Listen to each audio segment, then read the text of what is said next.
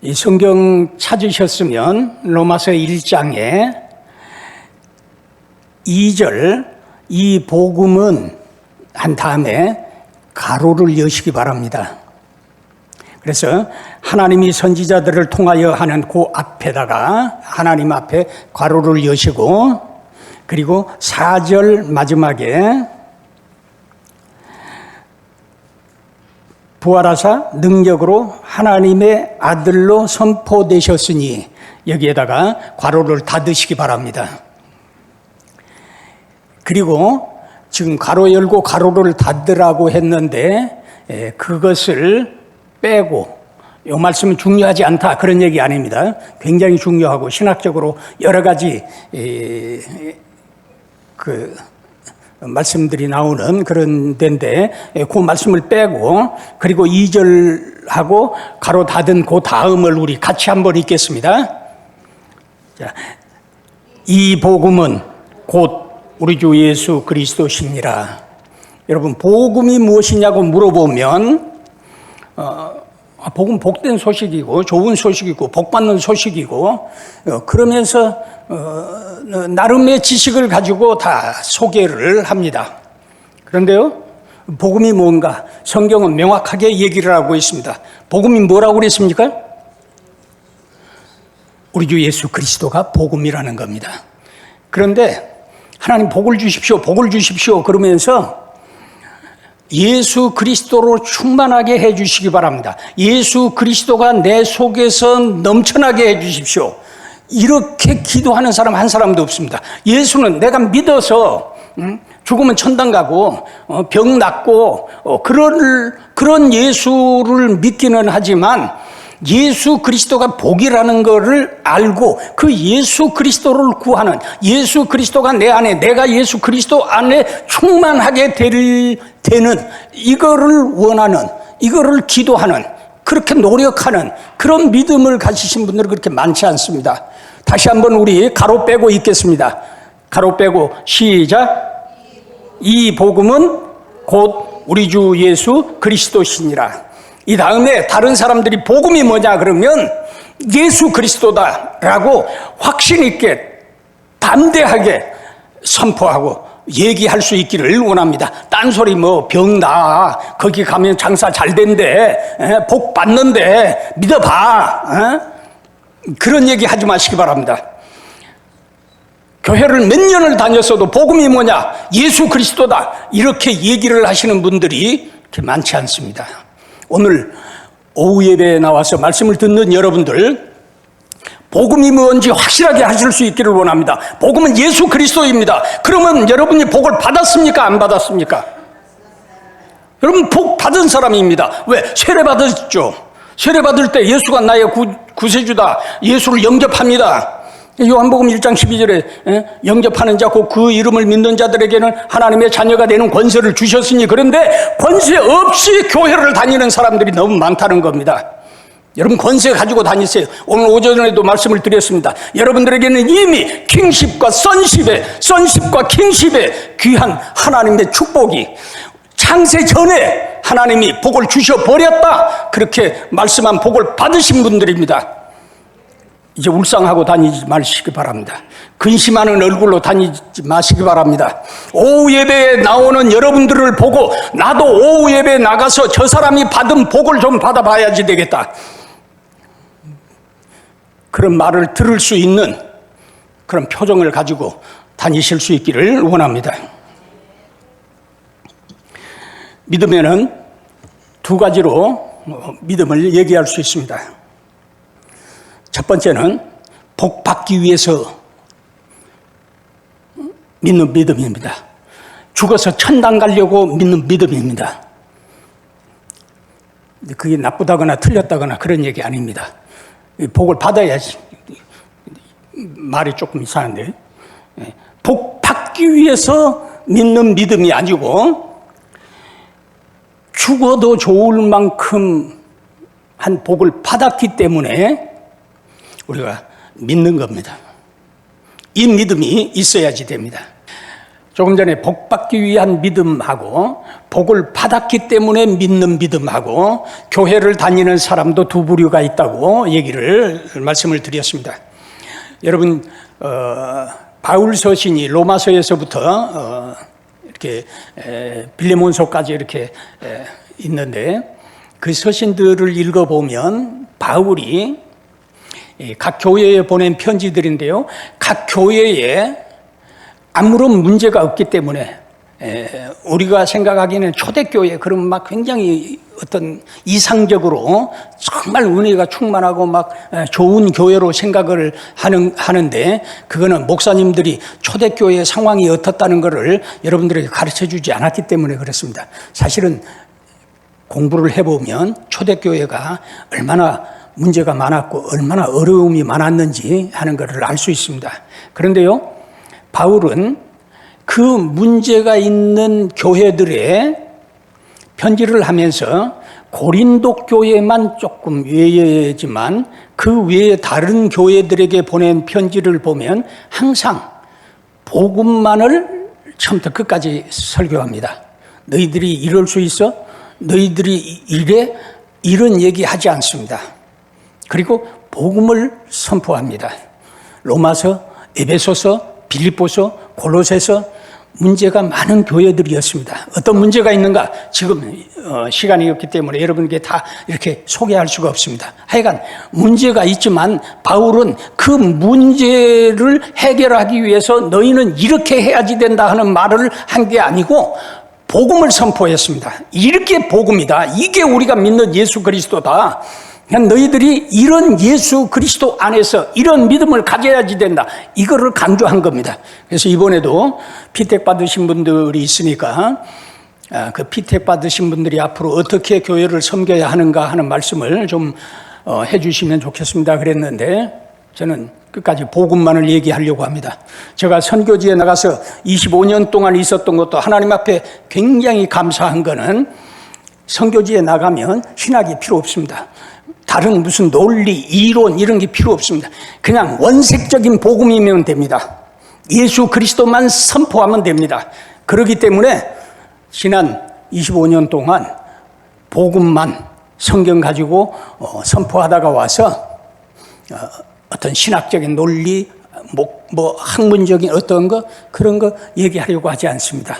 여러분들의 믿음이 새로워지고 믿음이 굳건해지고 믿음이 자라기 위해서는 다시 한번 포도나무에 붙어있는 가지처럼 예수 그리스도로 충만해지는, 예수 그리스도를 더 아는, 그래서 그리스도의 장성한 분량까지 올라가는 이런 믿음을 추구하시고 성경을 읽으시고 성경 공부를 하시고 그렇게 예배를 드리실 수 있기를 원합니다. 자기를 잘 믿는다고 그렇게 하지만 자기는 굉장히 열심히 있고 뭐 새벽 기도에도 나가고 주일날 오후에도 수요 기도에도 나가고 이렇게 하시는 분들 가운데 복 받기 위해서 하시는 분들은 자기의 믿음을 한번 검토해 보아야지 됩니다. 그렇지 않으면 끝까지 어려움 가운데 갈 수 있습니다. 사람이 연약하니까 실수해서 넘어질 수 있습니다. 또는 복 받기 위한 수단으로 교회에 왔는데 그런데 그 이후에 이제 깨달아서 복음으로 이렇게 돌아올 수도 있습니다. 여러분 유산을 상속받기 위해서 선물을 사들고 가끔 아버지를 찾아가는 아들을 아버지가 다 압니다. 저놈은 내 죽으면 유산이라도 좀 받으려고 선물 들고 왔다. 육신의 아버지도 아는데 여러분이 교회에 나와서 앉아있다고 열심히 나온다고 백일기도 했다고 하나님 아버지는 더 잘 아십니다. 그래서 복받기 위한 믿음이면 이번 기회에 한번 잘 돌아보시기 바랍니다. 일찍이 바꿀수록 좋습니다. 우리는 종종 이런 얘기를 듣습니다. 이 어린 것을 두고 어떻게 눈을 감나? 하나님이 하필이면 왜 우리 아들입니까?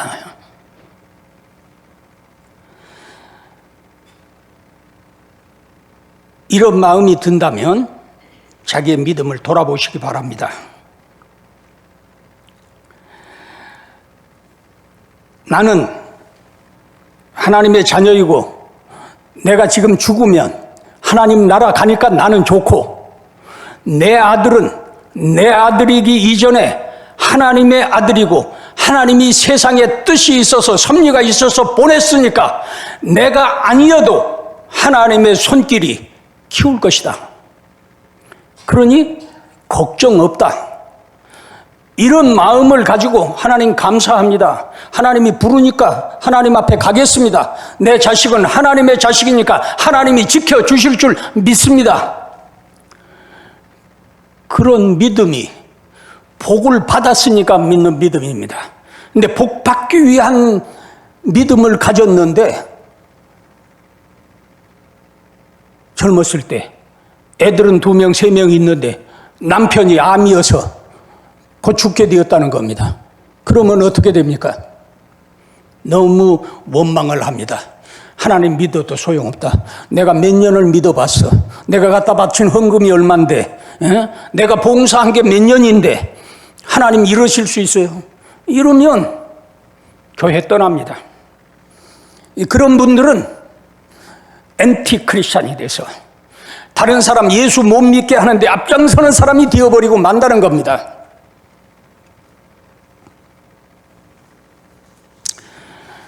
우리가 복을 받았기 때문에 믿는, 복을 받았기 때문에 열심히 있는 그런 신앙생활을 해야지 됩니다. 오전에 창세 전에 그리스도 예수 안에서 복, 바라크라고 하는 복을 주셨다고 그랬습니다.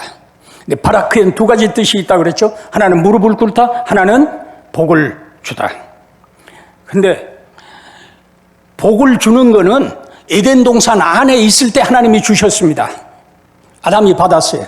근데 받은 거는, 아담이 받아서 누린 거는 에덴 동산 안에서지만 그 복을 주신 거는 에베소서 1장 3절에 보니까 창세 전에 주셨다는 겁니다. 그러기에 이제 우리가 세상을 살면서 왜 어려움이 없겠습니까? 많은 어려움이 있습니다. 다 이해가 갑니다. 마음이 아픕니다.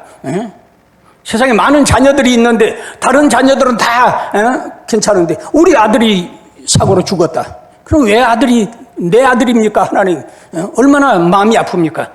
이해 못하는 바는 아닙니다. 이해가 갑니다. 동정이 됩니다.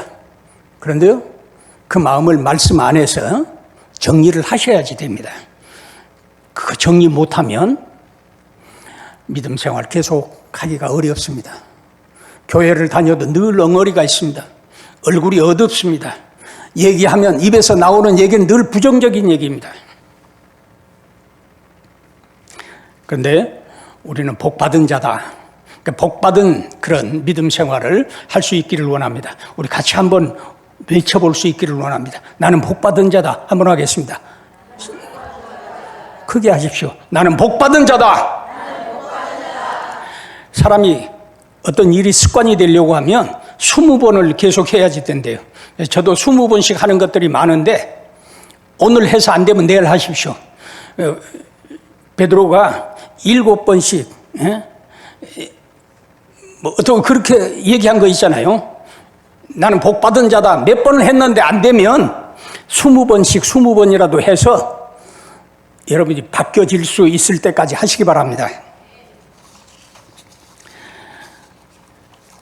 선교지에 가면 9월 달부터 영하로 내려가면 춥습니다. 아침 기도에 가려고 하면 얼마나 추운지 모릅니다. 근데 그리고 엄청 피곤합니다. 거기 습도가 없어가지고 한국하고 저렇게 추워도 습도가 없어서 한국처럼 느끼지는 않습니다. 근데 그냥 식탁 위에 둔 과일은 절대 썩지 않습니다. 그냥 말라집니다. 근데 냉장고 안에 둔 거는 일주일 넘어가면 썩습니다. 그 말은 무슨 말이냐면 습도가 없어가지고 몽골에 이렇게 그냥 살면 평상시에도 전 피부가 이렇게 수분을 뺏깁니다. 그래서 썩는 게 아니고 말라집니다. 무말랭이 되듯이. 그 사람이 가만히 있어도 이제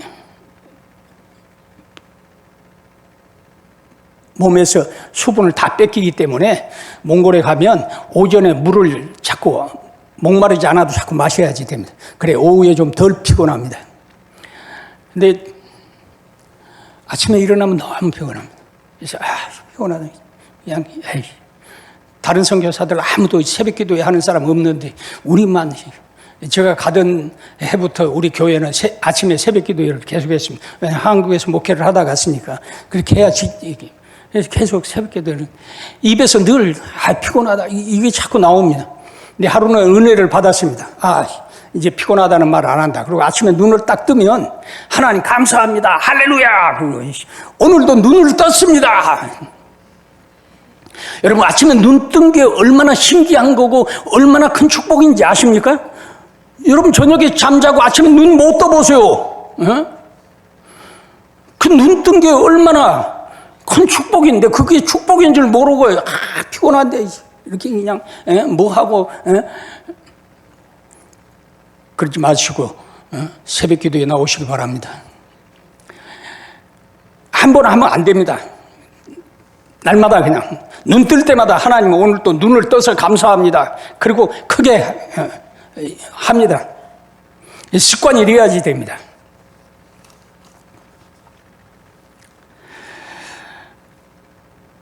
(20번을) 20번씩 해서라도 여러분 이제 복 받은 자로 그렇게 세상을 살아갈 수 있기를 원합니다. 오후 예배 드리는 것이 피택을 받아서 할 수 없이 앉아있는 분이 되지 말고 복을 받았기 때문에 감사해서 하나님 앞에 나온 게 너무 감사해서 그래서 나는 복 받은 자다. 다시 한번 하겠습니다. 우리 같이 시작. 나는 복 받은 자다. 아멘. 할렐루야. 우리가 오전에 그리스도 예수 안에서 창세 전에 받은 복이 무엇인가를 구체적으로 말씀을 드렸습니다. 이제 하나님이 창세 전에 주신 복이 나와 어떻게 연결이 되는지, 창세 전에 하나님이 복을 주셨다는데 난 복 받은 적이 없어. 그런 복 난 몰라. 이러면서 교회 다니면 얼마나 불쌍한 사람입니까? 그러니까 그 복이 나하고 연결이 된다는 것을 성경에서 찾아서 그냥 무조건 목사가 그러니까 목사가 그러면 믿어야지 되지만 목사가 그러니까가 아니라 그 말씀이 성경에 있네, 맞네. 그러니까 내가 복 받은 자네, 그 복이 연결이 되네. 이거를 여러분들이 확인을 하시고 그리고 그거를 믿는 믿음을 가질 수 있기를 원합니다. 창세기 3장 15절에 원복음이 선포됩니다. 내가 오전에도 한 가지 말씀을 드렸는데 이 원복음이 그게 왜 원복음인가? 그게 나하고 무슨 상관이 있는가?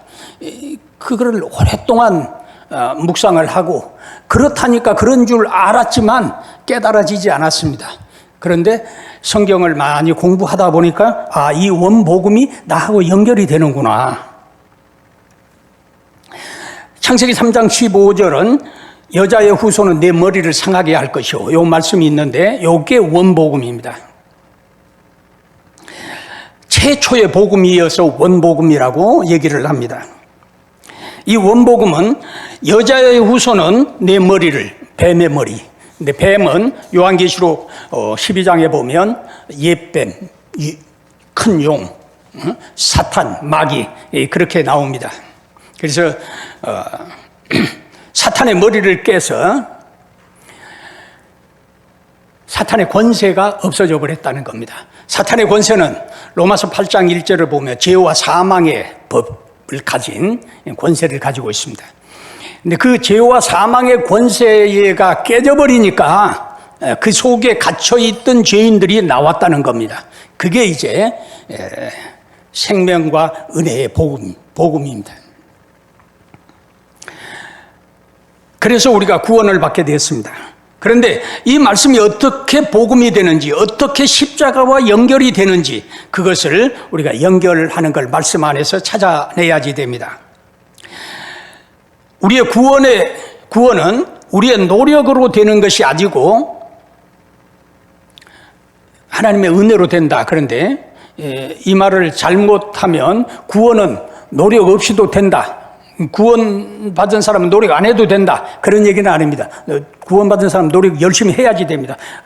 주일날 낮 예배만 나오는 게 아니고 이렇게 저녁 예배도 나오고 수요 예배도 나오고 그런 노력을 해야지 됩니다. 왜냐하면 그 받은 은혜를, 받은 축복을 잃어버리지 않기 위해서 노력을 열심히 해야지 됩니다. 구원은 은혜로 받지만 그 구원이 내게 머무르고 내가 그 구원을 계속 누리기 위해서는 노력을 하셔야지 됩니다. 구원은 은혜로 받으니까 노력이 필요 없다. 그러면 노력 아무것도 안 하고 믿음 생활 하려고 하면 안 됩니다. 구원을, 그 은혜를 잃어버릴 수 있습니다. 여인의 후손으로 오신 메시아가 사탄의 머리를 깨서 사탄이 사망 권세를 잃어버림으로 우리가 구원을 받게 되었습니다. 창세기 3장 15절과 십자가가 어떻게 연결되는지를 말씀을 드리겠습니다. 이것은 창세기에서부터 로마서까지 공부를 해야지 되는 내용인데 다 말씀드릴 수가 없고 그게 어떻게 연결되나 연결고리만 조금 말씀을 드려도 여러분들이 다 아실 수 있으실 것입니다. 성경을 찾아서 절수에 표시를 하시고 다음에 많이 묵상을 하시기 바랍니다. 창세기 3장을 펴시기 바랍니다. 여러분 성경에 창세기 3장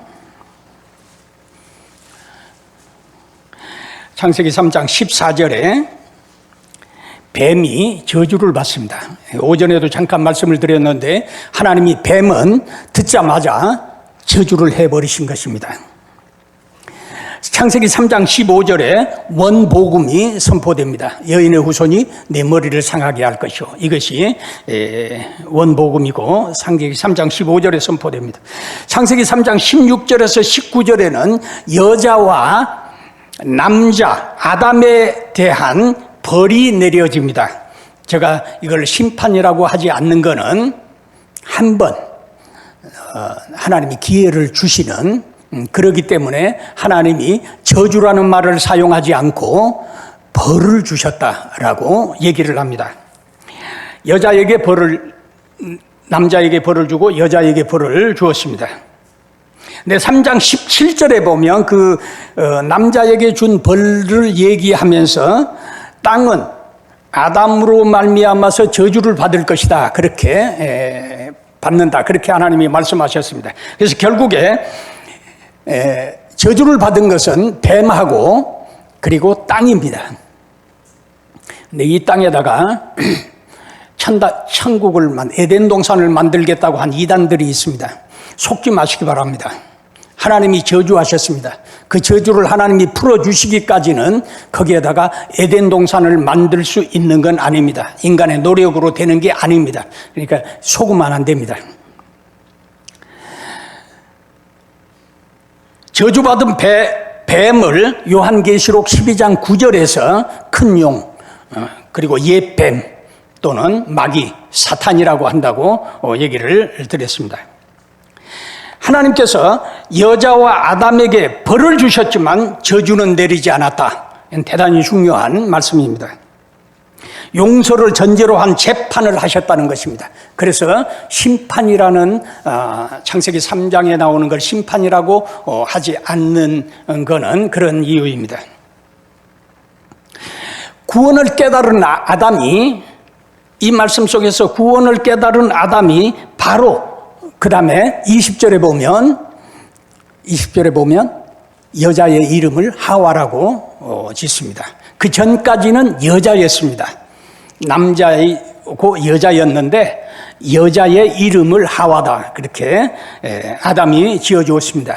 근데 하와라는 말은 생명이다, 생명의 어머니, 그런 뜻이라고 여러분 가진 성경의 주석이 주가 달려 있으면 찾아보면 그렇게 되어져 있습니다.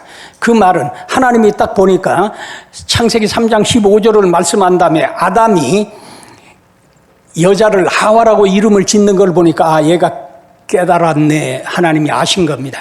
그래서 네가 깨달은 것, 내가 한 번 기회를 주는 것, 이거는 그냥 된 게 아니고 가죽옷으로 되어진 거다. 그래서 3장 21절에 가죽옷을 지어 입혔다. 근데 이 가죽옷이라는 말만 나오지 아무런 설명이 없습니다, 제사에 대한. 그런데 이제 우리가 유추해서 해석을 해보면 아담이 제사를 드리지 않았으면 가인과 아벨이 제사를 드릴 수가 없습니다. 여러분 집에서 아버지 어머니가 한 번도 하지 않은 일을 어느 날 갑자기 여러분의 애가 1살, 2살 먹은 애가 어떤 거를 하면 얼마나 여러분들 신기해합니까? 그런데 그건 다 여러분들이 늘 하기 때문에 그걸 보고 배운 겁니다. 아무튼 여자라는 이름을 짓는 걸 보고 하나님은 이제 너희들이 어떻게 구원을 받는가 하는 것을 말씀을 해 주신 건데, 하나님이 아마 이렇게 얘기를 했을 겁니다. 너희들이 죄를 지었는데 죄를 지으면 죽는다고 그랬다. 그런데 죽지 않고 나를 만날 수 있는 길이 있는데 그거는 너희들의 죄를 대신해서 죽어주는 그 메시아, 구원자가 있어야지 된다. 그래서 제사를 드려라. 너희 죄를 대신해서 죽어줄 그 메시아가 죽어서 너희가 나를 만날 수 있는 길을 가질 수 있는데, 그 길을 하는 그거를 이룰 때까지 양으로, 흠 없는 양으로 제사를 지내야 된다. 이렇게 아마 아담에게 자세하게 하나님이 가르쳐 주셨을 것입니다. 그렇게 자세하게 가르쳐 주셨다고 하는 것은 레위기서를 보면 알 수 있습니다. 그래서 아담은 그때부터 제사를 드리면서 하나님 앞에 나갔을 것입니다. 근데 고대 근동에서는 이름을 지어주면 소유권을 가진다든지 아니면 통치권을 갖는다는 그러한 의미를 가지고 있습니다. 요즘은 그렇지 않지만 가끔 교인들 중에서도 아이를 낳는데 이름을 뭐라고 지을까요? 목사님 이름 하나 지어주세요. 이래서 이제 이름을 지어주는 목사님들이 많습니다.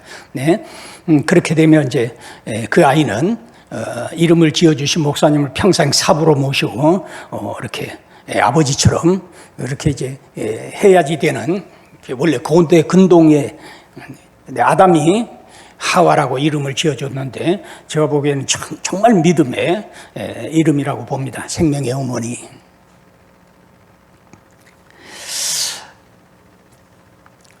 창세기 3장 21절입니다. 여호와 하나님이 아담과 그의 아내를 위하여 가죽옷을 지어 입히시니라.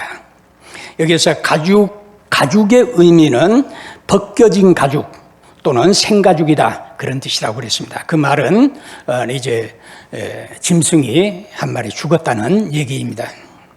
근데 하나님이 꼭 아담아 용서해 주면서 아담아 네가 나를 만나려고 하면 이렇게 제사를 지내야지 된다, 그렇게 말씀하신 이유는 내가 창세기 2장 17절에서 죄를 지으면 선악과를 먹으면 반드시 죽는다고 얘기했기 때문에 내 말의 실행이, 내 말이 헛되지 않도록 하기 위해서는 내가 제사를 지내야만 나를 만날 수 있다. 너의 죄를 대신해서 짐승이, 그 짐승은 메시아를 상징하는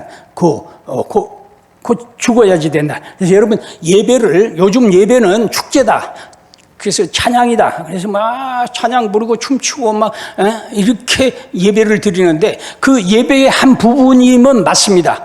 그런데 그 축제로 춤추고 찬양하고 영광을 돌리는 그 전에 뭐가 있어야지 되느냐 하면 제사가 있어야지 됩니다. 제사가 있어야지 된다고 하는 말은 직접 동물 잡아서 이렇게 하는 게 아니고 예수 그리스도가 나의 죄를 위해서 십자가에 죽으셨다. 왜냐하면 하나님이 창세기 2장 17절에서 말했던 그 하나님의 죄에 대한 진노, 그 죄에 대한 진노가 얼마나 엄중한 것인가, 그거를 말씀해 주고 있습니다.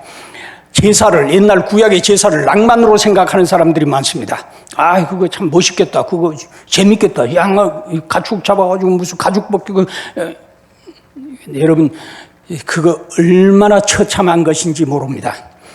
가죽을 벗기고, 그리고 각을 떠서 그 모든 것들을 살코기는 제단에 올려서 불로 태우고 그 피는 제단 주변에 뿌리고, 이건 낭만이 아니고 정말 하나님의 진노에 대한 그 분노, 진노에 대한 엄중하심. 그래서 네가 나를 만나려고 하면 죄 문제 해결해야지 되는데, 이 나의 죄에 대한 분노, 죄에 대한 진노, 이거를 거치지 않으면 날 만날 수 없다. 하나님은 분명히 그것을 아담에게 가르쳐 주었다고 봅니다. 왜냐하면 그 신앙의 맥이 흘러왔기 때문입니다. 우리는 아브라함을 하나님이 불렀다. 그런데 그렇게 하면 아브라함은 아무런 하나님도 모르는데 어느 날 갑자기 하나님 불러가지고 그렇게 된 것처럼 생각을 할 때가 있습니다. 그건 잘못된 얘기입니다. 이 제사의 맥은 노아를 통해서, 또 믿음의 조상들을 통해서, 성경에 나오는 사람들의 이름을 통해서 아브라함까지 이어졌습니다. 그래서 아브라함이 가나안 땅 세겜에 가니까 하나님이 계시를 해주니까 이 땅을 주겠다. 그러니까 그 자리에서 일어나서 단을 쌓고 여호와의 이름을 불렀더라. 아브라함이 그렇게 얘기하고 있습니다. 그건 그냥 아무렇게나 했다는 얘기가 아닙니다. 아브라함이 제사를 몰랐던 사람이 아니라는 겁니다. 하나님이 받으실 제사를 아브라함은 정확하게 드린 겁니다. 조상들을 통해서 내려왔던 겁니다. 그게 그 아버지 때에 와서 우상장사 해가지고 여호수아서에 보면 나오죠. 우상장사 해가지고 돈 벌어가지고 살만하니까, 편안하니까 그렇게 사는 게 되어져 버렸기 때문에 하나님이 아브라함을 불러내셨다는 것입니다. 그래서 유추해서 해석을 하면 이 가죽옷은 제사의 모형입니다. 하나님의 죄에 대한 진노를 말씀하시는 겁니다. 그리고 그 제사가 이제 십자가까지 연결이 되어져야지 됩니다.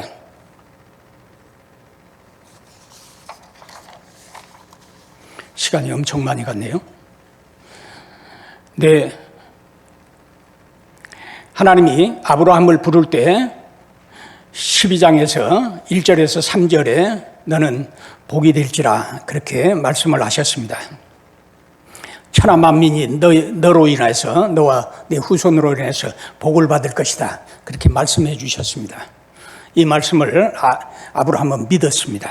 그래서 창세기 15장 6절에 보면 하나님이 그것을 의로 여겨주셨다 그랬습니다. 네, 이 의로 여겨주셨다고 하는 말씀을 보면 아브라함이 땅 주겠다는 말을 믿어서 의로 여기심을 받은 것이 아닙니다. 너로 큰 민족을 이루게 해주겠다. 그래서 아브라함이 의로 여김을 받은 게 아닙니다. 아브라함이 의로 여김을 받은 것은 네가 복의 근원이 될 것이다. 너의 후손으로 말미암아서 천하 만민이 복을 받을 것이다. 천하 만민이 복을 받을 수 있는 그 복은 바라크의 복이고, 그 바라크의 복은 바로 십자가로 연결되는 예수 그리스도가 죽어서 받는 복이라는 얘기입니다. 그래서 아브라함은 그 말씀을 믿었기 때문에 하나님이 의로 여겨 주신 것이지, 예를 들어서 저는 공 목사님을 믿습니다. 그렇게 얘기를 하면 공 목사님이 나를 구원해 준다는 걸 믿는 믿음이 아니고, 공 목사님은 신실하신 분이다 하는 것을 믿는 겁니다. 신실하신 분임을 믿는 것하고 나를 구원해 주실 것이라고 믿는 믿음하고는 전혀 다른 겁니다. 로마서에서 말하는 로마서에서 말하는 믿음은 구원의 믿음입니다. 예수 그리스도를 통한 구원의 믿음이고, 오늘 1장 2절에서 4절까지의 복음은 예수 그리스도다. 이 믿음을 로마서는 말하고 있습니다. 근데 야고보서는 하나님은 신실하신 분이다 하는 것을 말씀하고 있습니다. 그래서 로마서와 야고보서는 서로 부딪힌다, 서로 양립할 수 없다, 두 권 중에 한 권은 성경에서 빼야 된다, 이런 말까지도 하는데, 그것은 그 믿음의 구원의 믿음과 신실하심을 믿는 믿음을 잘못 이해했기 때문입니다. 그래서 여러분들의 믿음은 하나님의 신실하심을 믿는 믿음도 가져야지 됩니다. 그래야지 우리가, 그러나 그 믿음만 갖고는 구원을 받을 수가 없습니다. 세상에 하나님 안 믿는 사람이 어디 있습니까? 다 하나님 믿습니다. 누가 하나님이냐가 중요한 거지. 그런데 그 믿음 갖고는 구원을 받지 못합니다. 구원을 받는 믿음은 예수 그리스도를 믿는 믿음밖에 없습니다. 그래서 근데 로마서 오늘 1장 본문에서 이제 이렇게 얘기를 하고 있습니다. 너희도 이 복음을 위하여 부름을 받은 자다. 오늘 함께 예배드리는 성도 여러분, 모두가 다, 여러분들은 구원을 얻는 믿음, 구원 얻는 이게 복이다. 그리고 이 복음을 위해서 우리가 부름을 받았다 하는, 복음을 위해서 부름을 받았으면 뭘 해야지 됩니까? 복음을 전하는 자들이 되어져야지 됩니다. 복음 전하지 않고 교회 나와서 열심히 예배드리고 열심히 기도했는데 하나님 축복해 주시지 않는다? 그건 당연한 겁니다. 복음을 위해서 부름을 받았으면 복음을 전하는 믿음이 되어져야 여러분의 믿음이 산 믿음이 될 수 있습니다.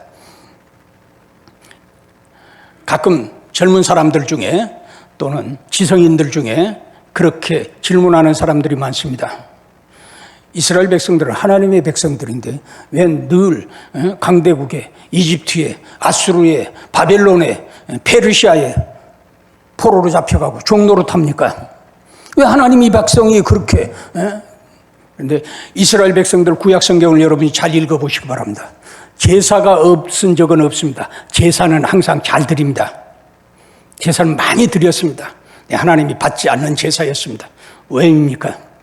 하나님의 말씀대로 드린 제사가 아니기 때문에 그랬습니다.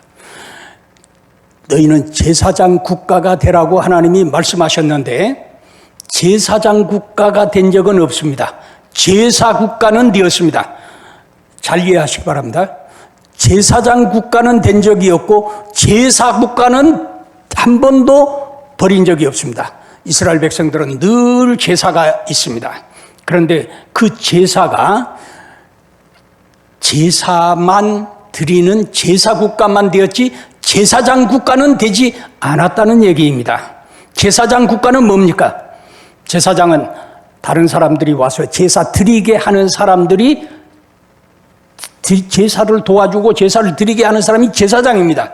그럼 제사장 국가라는 말은 이스라엘은 모든 주변에 있는 이방인들 나라가 제사를 드리도록 하나님 앞에 나오게 해야지 되는데, 솔로몬이 성전을 만든 이후 그 전도 마찬가지지만 한 번도 이방인들이 성전에 접근하는 것을 허용하지 않았습니다. 철저하게 이 도를 넘어가는 자는 누구를 막론하고 죽음을 면치 못한다라고 써붙여놓고 접근하지 못하게 했습니다. 그러기에 그들은 하나님이 택한 민족이었지만 하나님의 축복을 누리지 못한 겁니다. 여러분들의 믿음을 오늘 돌아보실 수 있기를 원합니다. 받은 복, 그 복을 받은 복은 여러분이 이제는 예수 그리스도가 꿇었던 그 무릎을 여러분 자신들이 꿇으면서 구원해야 할 사람들을 구원하는 일에 앞장서야지 됩니다. 예수님은 구원할 사람들을 위해서 자신이 무릎을 꿇었습니다. 그러면 여러분이 예수를 믿는다면 이제는 여러분도 예수님처럼, 크리스찬은 예수를 따르는 자들입니다. 예수님은 무릎을 꿇었는데 왜? 죄인을 구원하기 위해서. 그런데 우리는 죄인을 구원하기 위해서 무릎을 꿇은 적이 없습니다. 그리고 하나님이 왜 나를 축복해 주시지 않느냐 하는 것만 원망하고 불평합니다. 여러분들의 믿음을 돌아보시고 이제는 여러분이 복음을 위하여 부름받은 자들이기 때문에 예수님과 같이 세상 사람들을 구원하기 위해서 무릎을 꿇는 그러한 성도들이 될 수 있기를 축원합니다. 기도하겠습니다. 하나님 아버지, 우리를 하나님의 자녀 삼아주셨으니 감사합니다. 주님의 몸된 교회에 봉사할 수 있는 일꾼으로 삼아주시니 감사합니다. 이제는 받은 복으로 인하여서 하나님 기뻐하며 감사하며 또 이 복음을 위하여 우리 주님이 무릎을 꿇으셨던 것처럼 세상 사람들을 구원하기 위하여서, 이웃을 구원하기 위하여서, 가족을 구원하기 위하여서 우리들이 무릎을 꿇는 그런 복음을 위한 종들이 되게 은혜를 베풀어 주시옵소서.